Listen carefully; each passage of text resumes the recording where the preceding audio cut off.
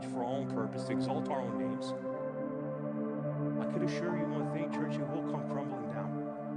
It will.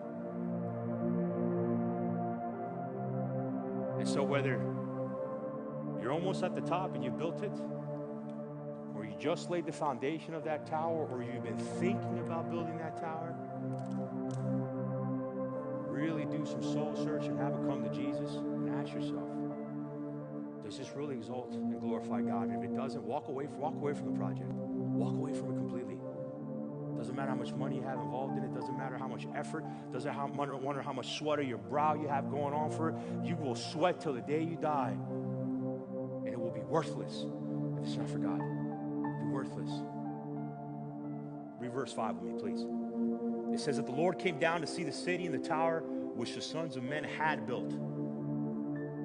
The Lord said, I'm going to leave it there for a second, please. I talked earlier that this is a literary chiasm here when you read it.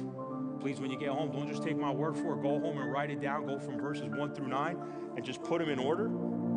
Put an A, B, C, D, E, and you'll see right in the middle. Verse 5 is the central point. This is the climax of this story.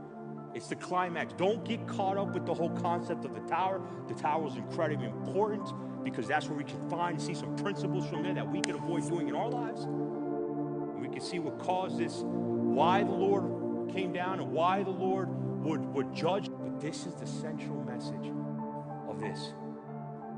The central movement of the story. This is the pivot which the entire structure of this passage is, this passage entirely structured around. He's the only one. He is the one who establishes purpose. God alone is the one who establishes names.